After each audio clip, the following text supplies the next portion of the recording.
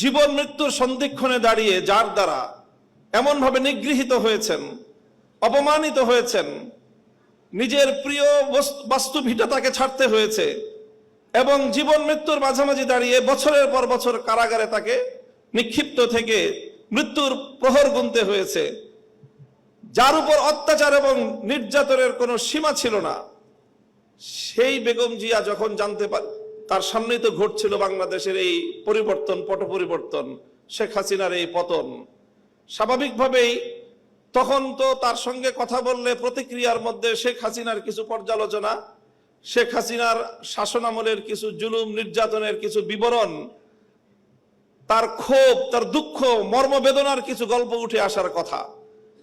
আমি বিস্ময়াভিভূত হলাম। তার সঙ্গে প্রায় আধা ঘন্টার মতো আমার কথা হলো। তিনি আধা ঘন্টার মধ্যে একবারও শেখ হাসিনার নাম উচ্চারণ করেননি। তিনি পূর্ণ সময়টায় দুটি কথা বলেছেন। একটা হলো আমার মরহুম বাবা শাইখুল হাদিস সাহেবের সঙ্গে তার রাজনীতির কিছু স্মৃতিচারণ তিনি করলেন এবং আমাকে সেজন্য অভিনন্দন জানালেন। আর দ্বিতীয় আরেকটি কথাই তিনি বারবার বললেন। তিনি বললেন যে আপনাদের কথা মানুষ শুনে, আপনারা মানুষকে গিয়ে বলেন, দেশের জনগণকে গিয়ে বলেন, কেউ যেন দেশের সম্পদ নষ্ট না করে। এই সম্পদ তো আমাদের, গণভবন, প্রধানমন্ত্রীর কার্যালয় সহ এই রাষ্ট্র আমাদের। মানুষকে শুধু একটা কথা বলেন, যেন কেউ এই রাষ্ট্রের কোনো সম্পদ নষ্ট না করে। আমি অভিভূত হলাম যে এই পরিস্থিতিতে একজন মানুষ, তার কিন্তু নিজের অতীত জীবনের দুঃখ কষ্ট নিয়ে কোনো ইতিহাস তার মনে নেই। তার শুধু মনে দেশপ্রেম, মানুষের ভালোবাসা, দেশের সম্পদের ভালোবাসা, দেশটা যেন এগিয়ে যেতে পারে। আমি মনে করি যারা জাতীয়তাবাদী রাজনীতি করেন, জাতীয়তাবাদী দলের, আপনাদের সকলের আপনাদের নেত্রী থেকে এই দেশপ্রেমের শিক্ষা গ্রহণ করা উচিত এবং সেভাবেই দেশকে ভালোবেসে দেশকে গঠন করার জন্য আত্মনিয়োগ করা উচিত। এবং আমি ওনার ব্যক্তিগত জীবন এবং তার অর্থনৈতিক স্বাবলম্বিতা সম্পর্কে যে তথ্য আমরা জানি, সেটা আসলেই বিস্মিত হওয়ার মতো যে 3 বার বাংলাদেশের রাষ্ট্রপ্রধান, প্রধানমন্ত্রী থাকা পরেও তার অর্থনৈতিক যে সক্ষমতা, তার যে সাধারণ মাত্রা, সেটা বিস্মিত হওয়ার মতোই। কাজেই সেই চেতনা থেকে, সেই প্রেরণার দ্বারা আপনারা রাজনীতি করবেন, এটা জাতীয়তাবাদী ছাত্র দলের সকল নেতাকর্মীর প্রতি আমার উদাত্ত আহ্বান থাকবে। দ্বিতীয় আরেকটি কথা আমি বেগম জিয়ার উদ্ধৃতিতে আজকের এই মঞ্চে আমি উচ্চারণ করতে চাই। দেখেন, দীর্ঘ একটা সময় একসঙ্গে আমরা যুগপৎ রাজনীতি করেছি, জোটবদ্ধ রাজনীতি করেছি, আন্দোলন করেছি, সরকার গঠন করেছি। আমি একটি ঐতিহ্যবাহী রাজনৈতিক, ধর্মীয় রাজনৈতিক পরিবারের সন্তান। আমাদের রাজনীতির মুখ্য উদ্দেশ্য হলো আল্লাহর জমিনে আল্লাহর দ্বীন প্রতিষ্ঠিত করা, আল্লাহর জমিনে খেলাফত ব্যবস্থা কায়েম করা। এটাই হলো আমার রাজনীতির মূল দর্শন। তবে আপনারা যেই রাজনীতি করেন, সেই রাজনীতির সাথে আমাদের রাজনীতির কিছুটা পার্থক্য আছে। সেই পার্থক্যের জায়গাটুকুও বুঝতে হবে এবং সেখান থেকে আপনাদের দায়িত্ব এবং ভূমিকার কথাও আমি বলছি, আমার বক্তব্য দিয়ে নয়, বরং আপনার নেত্রীর উদ্ধৃতি দিয়ে।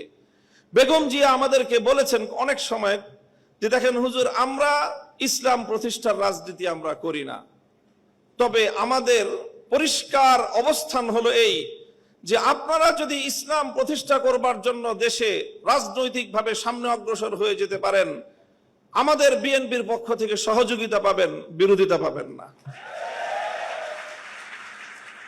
এই যে আজকে হাবিবুন নবী খান সোহেল ভাই যে কথাটা বললেন, অনেকেই বিএনপি এবং আওয়ামী লীগকে এক পাল্লায় পরিমাপ করে। আমি মনে করি এটা অনেক বড় অবিচার।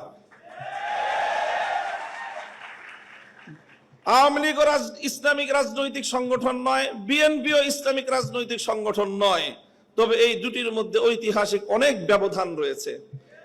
সেই ব্যবধানটার কথা আমি আরেকটা উদ্ধৃতি দিয়ে একটু স্মরণ করিয়ে দিতে চাই। বাংলাদেশ জাতীয়তাবাদী দলের একজন মরহুম নেতা, সাবেক মন্ত্রী চৌধুরী কামাল ইবনে ইউসুফ, আপনাদের অনেকের নাম মনে থাকার কথা।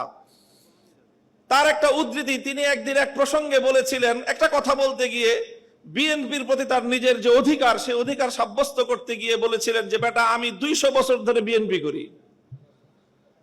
কি বলেছেন? 200 বছর ধরে আমরা বিএনপি করি। আপনাদের অনেকের মনে প্রশ্ন জাগতে পারে, বিএনপি তো প্রতিষ্ঠিতই হলো স্বাধীনতার বেশ পরে, শহীদ জিয়াউর রহমানের হাত ধরে। আর চৌধুরী কামাল ইবনে ইউসুফের বয়স কত? 60-70 বছর। তো বিএনপিও তো 50 বছর আগে জন্ম নেয় নাই, চৌধুরী কামাল ইবনে ইউসুফের বয়সও 50 বছর নয়। তো ওই বেটা কিভাবে 200 বছর ধরে বিএনপি করে? আপনাকে বিএনপির ঐতিহাসিক রাজনৈতিক ধারাটাকে আপনাদের অবশ্যই ধারণ করতে হবে। চৌধুরী কামাল ইবনে ইউসুফের এই বক্তব্যের মূল কথা ছিল এই, যদি আমরা আমাদের এই জনপদের অতীত রাজনীতির ইতিহাস পর্যালোচনা করি, তাহলে সবসময় আমরা এদেশে দুটি ধারা লক্ষ্য করতে পাই। সেই অবিভক্ত ব্রিটিশ আমল থেকে যখন ঢাকা বিশ্ববিদ্যালয় প্রতিষ্ঠার ঘোষণা এসেছিল, যখন ঢাকাকে কেন্দ্র করে পূর্ববঙ্গের উত্থানের ঘোষণা এসেছিল, যখন মুসলিম জাতিসত্তা প্রতিষ্ঠার ঘোষণা এসেছিল, তখন এই বঙ্গ অঞ্চল থেকে কিছু মানুষ তারা ঢাকা বিশ্ববিদ্যালয় প্রতিষ্ঠার বিরোধিতা করেছিল। তারা ঢাকাকে কেন্দ্র করে পূর্ববঙ্গের উত্থানকে ঠেকিয়ে দিতে চেয়েছিল, যারা মুসলিম জাতিসত্তার বিরোধী ছিল। এই ঐতিহাসিক ধারা সেই ব্রিটিশ আমল থেকে চলে এসেছে। আর এই ধারায় এইভাবে দুটি ধারা প্রতিষ্ঠিত হয়েছে, সংঘাত চলেছে, লড়াই চলেছে। একটি ধারা ছিল পূর্ববঙ্গ কেন্দ্রিক এই বাংলাদেশি জাতীয়তাবাদ তথা মুসলিম জাতীয়তাবাদের, মুসলিম জাতিসত্তা গঠনের যে ঐতিহাসিক ধারা, এই ধারার যারা রাজনীতি করে জাতীয়তাবাদী দল বিএনপি সেই ধারারই প্রতিনিধিত্ব করে। কাজে বিএনপিকে যেমন এই কথাটা মনে রাখ